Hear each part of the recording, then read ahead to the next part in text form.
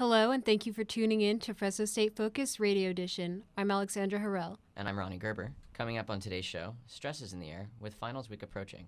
We will hear from students dealing with stress and how they choose to handle it. We will also learn about self-care and find out what science has to say about love and loss. And we'll find out about a local virtual reality arcade that has people flocking to check it out. We begin with a look at the dangers journalists face and how they cope. Whether it's a fire, flood, or hurricane, journalists are on the scene, risking their lives to deliver a story. Sabrina Kumar talks to journalists dealing with unsafe conditions and even harassment to get the inside scoop on how they survive these circumstances. Crowds of angry mobs, fires, floods, mass shootings, a crime scene in downtown at 2 a.m. Those are some of the everyday events and places journalists have to report to, while keeping track of time in order to meet a deadline. In about 2 minutes, right, squad's gonna be here.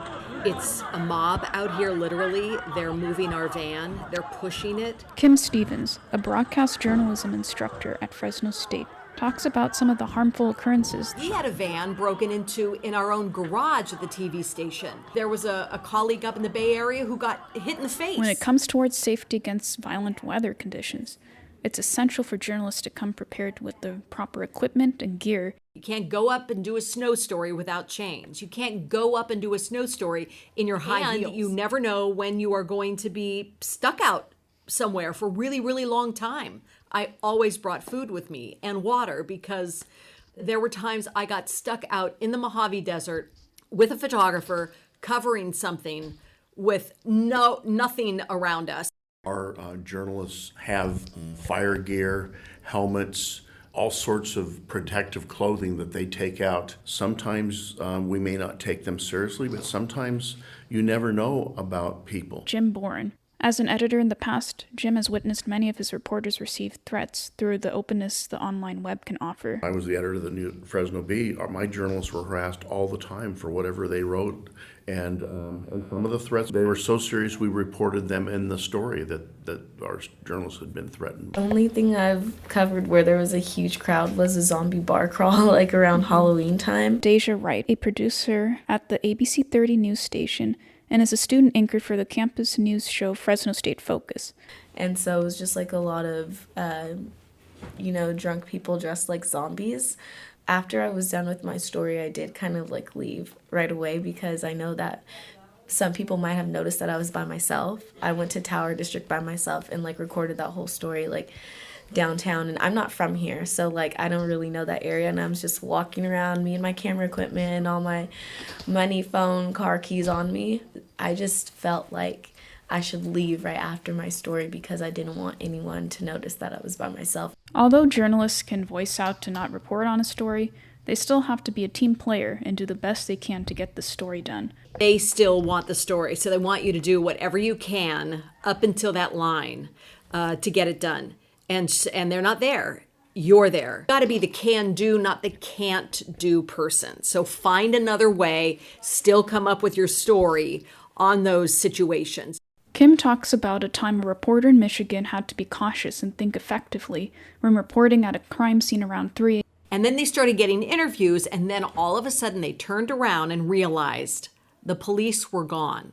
And it became unsafe, very obviously, to them. So they packed up, did nothing else but packed up and left. Even though going out to get stories can be scary for some journalists, fear should be tossed aside and replaced with being alert and aware of one's surroundings. Yeah, we always want to be safe, but like, I don't think that we should always think someone's after us or someone's out to get us. I never was fearful of going out to do my job. But sometimes fellow coworkers behind the scenes, who also are reporters themselves, can create unsafe situations. Told the bosses I still had to work with him almost alone on the weekends. He was in a different department, but still in the building. And I truly feared for my life. He came and found me here on campus. And because I was staying a little late after class to grade, and he was walking the halls, I know, looking for me. Knocked on the door, and somehow that spidey sense came up. and I twisted around, locked the door, and closed it. Somehow I twisted around him. I have no idea how I was able to do it. I'm running late for something, sorry. And I ran to my car, and I went straight to the police station. Many consumers of the news might not be aware about the stressful situations journalists endure. I think when I first started, I didn't realize potential that people would get angry at you simply because of something you write or report. Journalists are out there to give all sides and tell the story. They shouldn't be threatened. We're actually risking our lives too, just to tell the truth or just to tell a story. And I don't think people really take that into consideration. Be a journalist and tell the truth, and people want to come in to your place of work and harm you. So that's really scary. Bosses are more aware and more understanding when a crew will say, I'm not safe. And if you are going into an unsafe area, you need to work with your editors and producers to make sure that they understand the risks that are involved when you go out there. And so you have a good plan together. So I think it's just really reading the situation and making sure you're comfortable in it. I think aware is a better mindset to have. The journalist's safety comes first before the story. So we always want them to get the story and do it well, but we want them to be safe, and that's always the first thing. Sabrina Kumar, Fresno State Focus Radio Edition. We're coming up to the end of the semester, a time of great stress for college students. Before they can go home for the holidays and log out of their student emails, they have to endure the stress of finals. Angelica Hernandez tells us how some students have found creative ways to cope.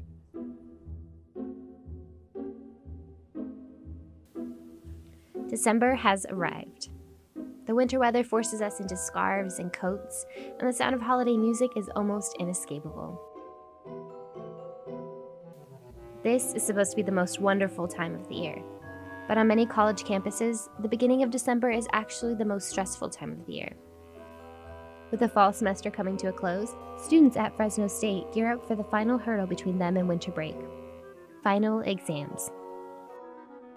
We're going to be exploring every week a different part of something metaphysical, spiritual. Alicia Johnston is a senior majoring in multimedia journalism. She's speaking with classmates about a group project that will serve as her final exam in one of her classes. I'm just saying, that's what we do. It'll easily fill 8 to 10 minutes, and then we can just run out one of the audio booths. We have decent. We should have a guest when we're going to do the reading. Alicia, like so many other students, is experiencing a high level of stress. More than a little stressed out right now. This semester I have 4 classes, 3 of them being MCJ upper classes, and then one of them being an upper division GE class. Every single one of the MCJ classes has projects that are coming up due, have been due, or have had projects all the way through, and they're just kind of accumulating. And then the upper division has papers on top of regular schoolwork, on top of going to the regular classes. And it's just kind of all bunching together. Alicia is not alone. According to the American College Health Association, 62% of undergrads reported feeling overwhelming anxiety and high stress levels during the semester. A few days ago, I was really stressed, just having all these finals. Alicia's group members chose to speak about their stress levels on the condition of anonymity. Well, they're not for another week, so I'm still procrastinating, so I'm still all right. They just bombard you with so much assignments, and then they pretty much all feel due at the same time. So it's like when you're handling 2 jobs, full-time at school, and then plus you have to take extra time to do assignments, it can be stressful. According to an article from the New York Times, the most common ways that college students cope with stress can be incredibly harmful. You find yourself drinking more coffee and losing sleep and binge eating food while staring at your computer screen and wanting to curl up in a corner with a blanket and binge watch some old movies from the 90s, and instead you're stuck doing more schoolwork for another 10 hours. It's all-nighters from starting early that afternoon and just working it all the way till class starts. Yeah, I've done that before, and that's actually bad as well because, you're running off no sleep, and I know it's bad for me because then I end up dozing off in my commuting to back home or wherever I'm going, which I try to remind myself, don't do that to yourself. I have A's in all my classes at the at the sacrifice of my mental sanity. A lack of sleep can negatively affect people with anxiety and mood disorders, and to make matters worse, tired college students often misuse caffeine, alcohol, and drugs to cope. Yeah, I get high. I'm not gonna lie. Or drink energy drinks. Students are willing to sacrifice sleep, sanity, and health to succeed in college, but burnout is a real risk. In fact, 30% of freshmen won't return for their sophomore year, and more students are seeking mental health care on campus. I don't know what's making me like hold back or not take that leap. Maybe it's just because it's kind of scary. I don't know. Like go and talk to somebody, like not a counselor, but like somebody, I guess, or maybe, yeah, it is a counselor. So we know that stress and anxiety is an epidemic on college campuses, but how can students cope with stress in a more positive way? I paint quite a bit. I find it relaxing. There's something about mixing colors together that's very soothing. Since I know it's bad for my health, I just try to like breeze by and take deep breaths. It's like if I get stuck, I'll play a video game real quick for a few minutes and then go back to work. So that's how I handle it. According to Mental Health in America, these few tips will help you survive the rest of the semester. Number 1, create a game plan. Seeing assignments and due dates on a calendar can help you prioritize. Number 2, enjoy caffeine in moderation. It can definitely help to have a cup of coffee, but too much caffeine can make stress and anxiety even worse. Number 3, get enough sleep. Studies show that sleep can improve memory, comprehension, and ultimately your test scores. Number 4, build in breaks. This is a common way to prevent burnout. And last, your health and well-being is more important than a grade. It's important to remember that there is a light at the end of the tunnel. You can do this. Angelica Hernandez for Fresno State Focus Radio Edition.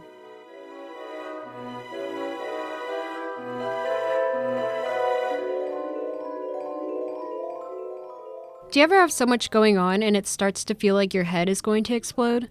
Cassidy Lopez shares with us the importance of me time, which is her term for an individual taking time out of their week to breathe, relax, and reduce the amount of stress we have dwelling inside of us. Clock's ticking. Your mind is spinning. Your thoughts are getting clustered. A headache is forming. You forgot to eat. You are lacking sleep. What's next? Did you forget to breathe? I'm Cassidy Lopez, and you're listening to Fresno State Focus Radio Edition. Did you hear it? Listen closely. That is the sound of silence. Not everyone gets to hear that. Being a college student can be very overwhelming. It's like having your first child with no assistance. There's no actual baby crying, but your mind is the one crying to you. This week, you have this, and this to do. Don't forget, you also have work. Oh, and also a meeting later on today. And did I forget to mention, you have a test to study for and a project due for this class.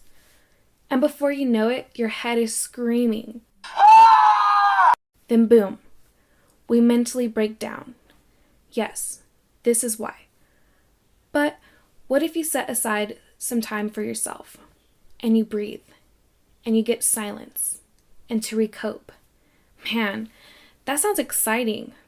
I call it me time, and me time is what we all need. I talked to Malia Sherman, a counselor here at Fresno State, about me time, and here's what she had to say about it.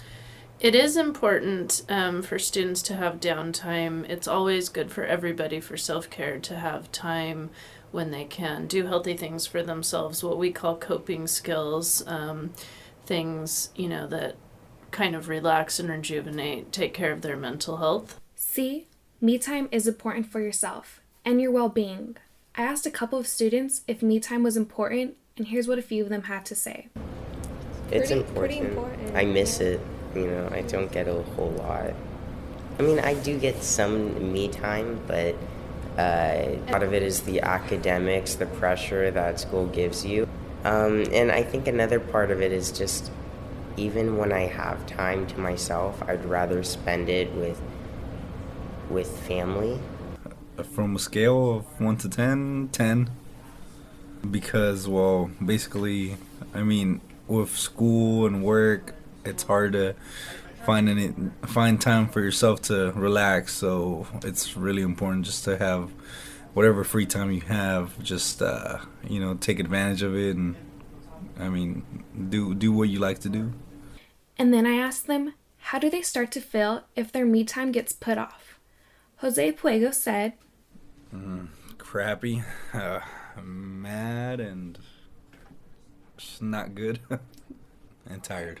Followed by Carl Lequana, who said, I feel really stressed out. I feel like time has just been wasted. I personally start to become really cranky and irritated, where it looks like I just need a Snickers bar to be myself again. But really, all I need is me time, and not having that time to myself can really be a downfall. I asked Counselor Sherman the effects of not having me time, and she said, irritability is a big one when students start to be irritable.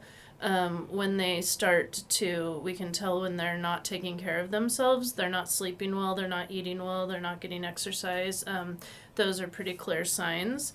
And, obviously not being able to focus or do as well in studying tests and assignments. All of those are signs. And one of the things we offer here are drop-in meditation sessions twice a week. And those have been really popular because for students to be able to come and just completely clear their mind and refocus and do the deep breathing, the visualization, is really, really powerful. And we know it has an effect on academic success.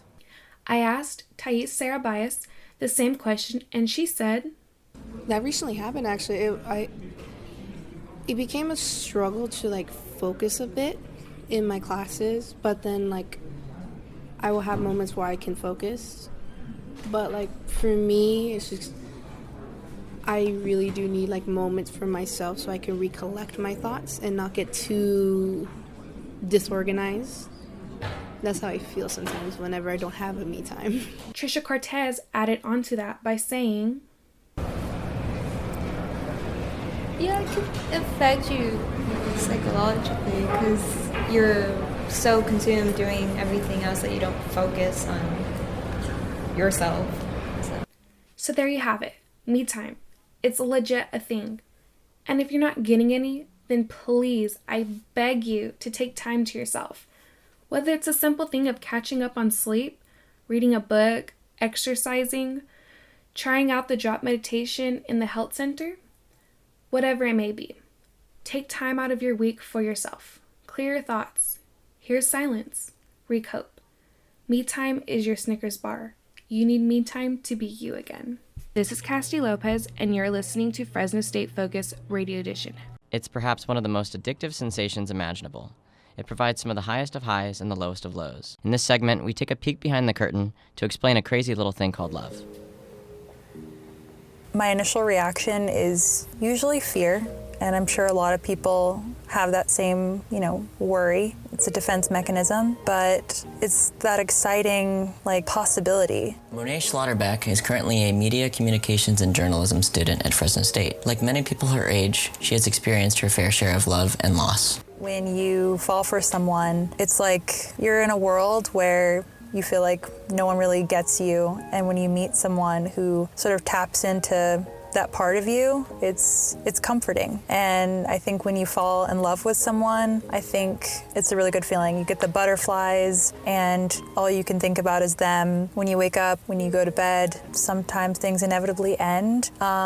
It sucks. It sucks if you feel like you didn't see it coming, or if you knew there was a problem, but you thought that you could fix it or you wanted to fix it. But it gets to a point where it's if you're the only one trying, then it doesn't work. It sucks. You wonder if it really mattered, or you kind of wonder, did that happen?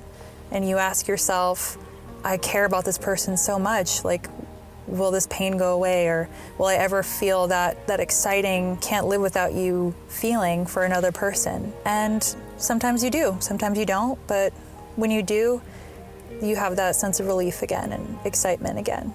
Well, you can't really disentangle all that stuff. Dr. Martin Shapiro, a professor at Fresno State, explains why there's more to this addictive process than just simple chemistry. One of the most famous researchers in this is a woman named Helen Fisher, and she talks about three kind of stages.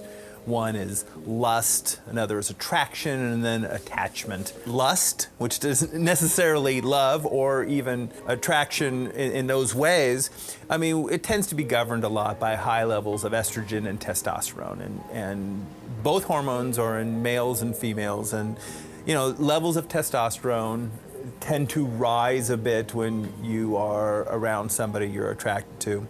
Attraction part, the falling in love part, is I think one of the most interesting things because it resembles other neurological disorders. So, and poets actually write about this, about how falling in love is a form of madness, We've all kind of done it. We've all been witnesses to the changes that happen in the early stages of that. We can't sleep.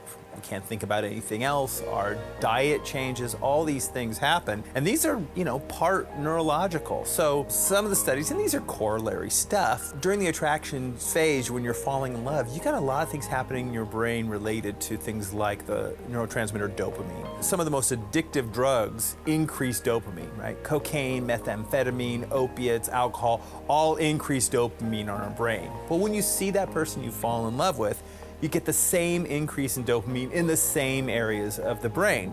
And so people talk about the fact that we get this sort of addiction to this person that we're falling in love with. You also see, when you look at MRI studies, a decrease in other parts of the brain that are dealing with us learning about negative emotions.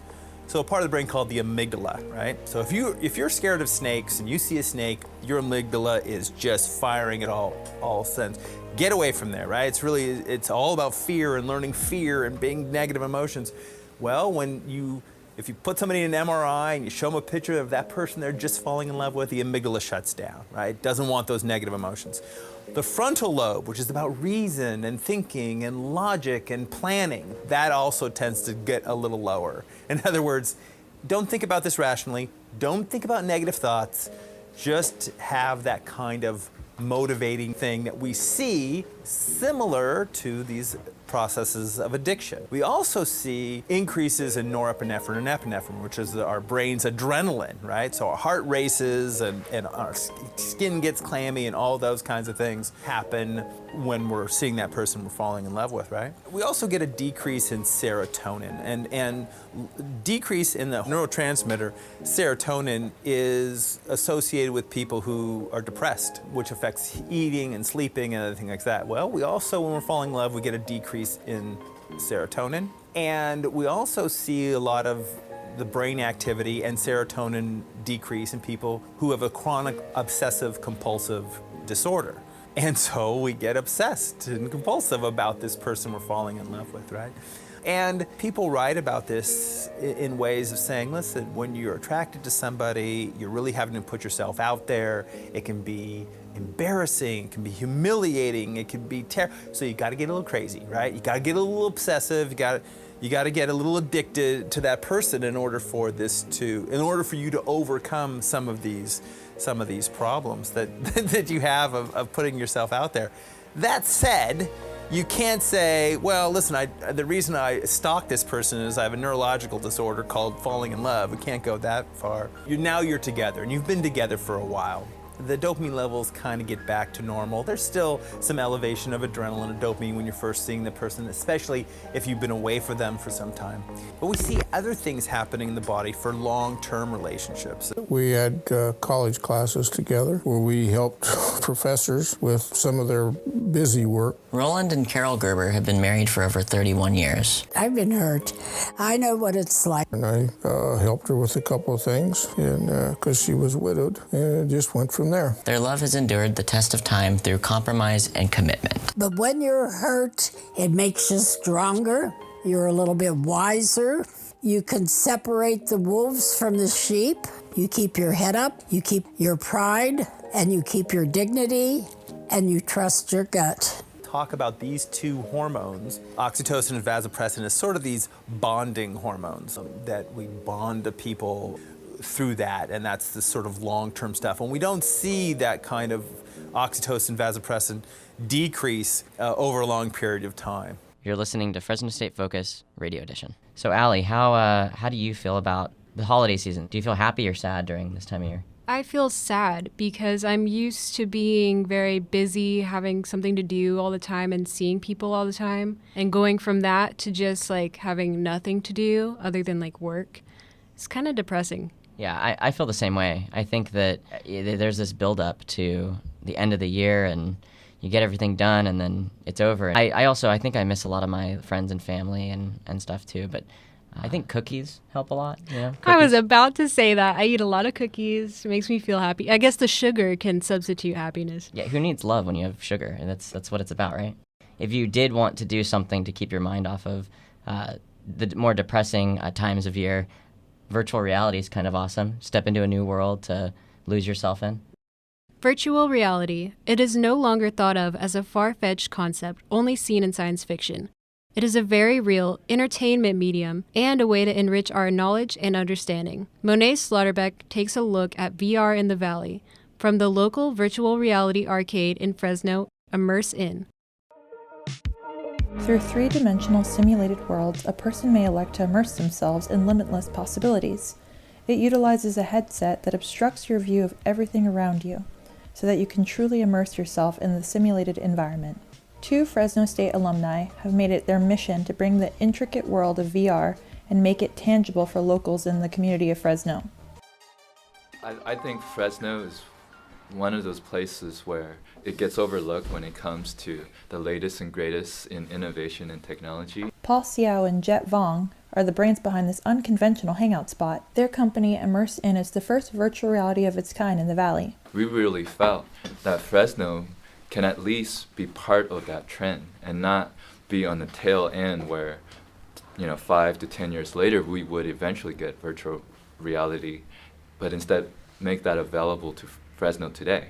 And we felt that we have the skill set and we have the people who are passionate about these type of cutting edge technologies to make it happen. And rather than wait for some other company to bring their arcade, we decide, hey, let's go ahead and start one here locally.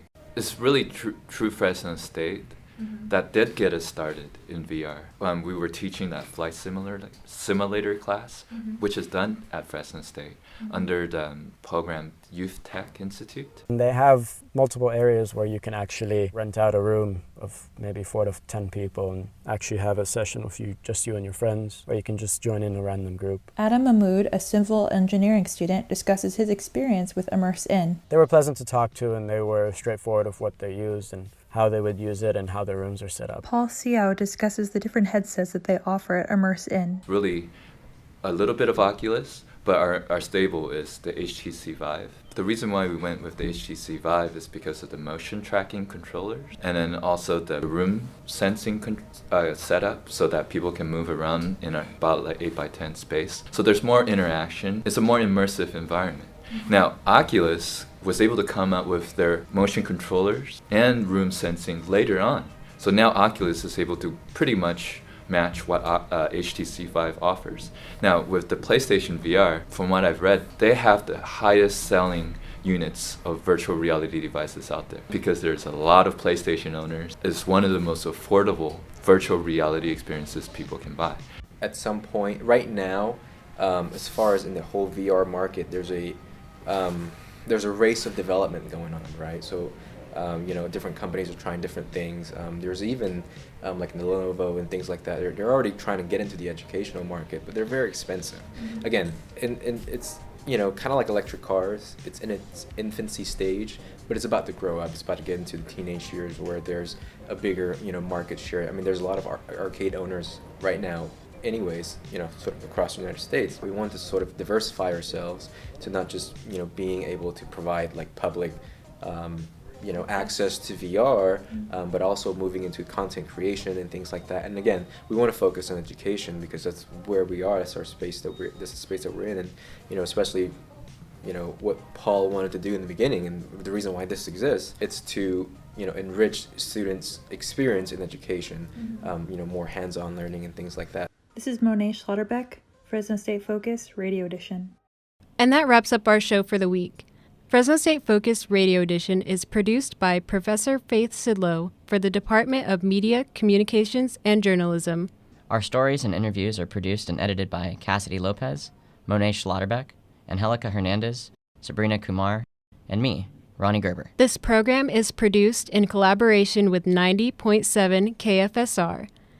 For Fresno State Focus Radio Edition, I'm Alexandra Harrell. And I'm Ronnie Gerber. Have a great morning.